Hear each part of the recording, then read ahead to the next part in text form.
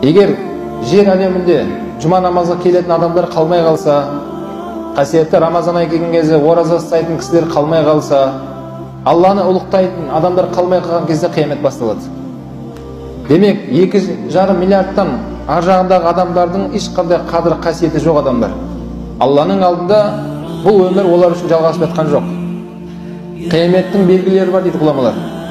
Үлкен белгілер, кіші белгілер деп екіге бөлінеді.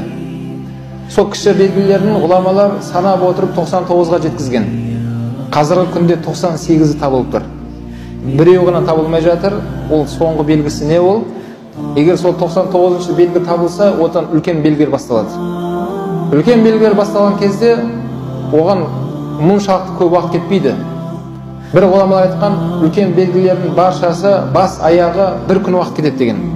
Таң намазда күн батыстан шығады, 5-нің уақытында дәжжал шығады, одан кейін Иса пайғамбар соны өлтіреді, одан кейін белгілері құптанға шейін бәрі бітеді деп айтады. Екінші бір ғұламалар жоқ, бір күн уақыт кетпейді, 1 сағат кетеді дейді. 1 сағаттың әуел уақытында анандай белгі болады, 10 минуттан кейін екінші белгісі көрінеді, жарты сағаттан кейін үшінші белгісі болады деген секілді 1 сағаттың ішінде бас аяғы аяқталады дейді. Қияметтің сол кіші белгілерінің соңғысы табылмай тұр, 99-шысы ол не екен? Алла дейтін адамдар қалмай қалады жер әлемінде. Сондай адамдар қалмай қалатын кезде айтқан кітабымызда, сол қиямет жақындаған кезде, сол кезеңдегі біздің тілімізде айтқан кезде өте жақсы адам, биязы адам, яғни тақуа адам дейміз ғой. Намаз оқитын адамдар қалмай қалады, Алла дейтін адамдар қалмай қалады. Сол кезеңдегі ең жақсы адам мынандай адам екен. Көшеде ашықтан ашық зина жасалынады.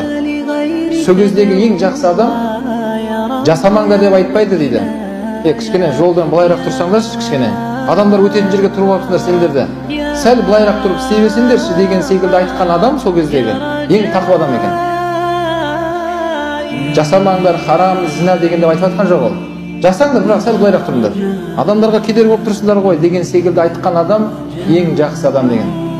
Құрметті момындар, міне жұма намазға көп келе береді екенбіз. Алла субхана ва тағаланың 40 парызын орындай береді екенбіз.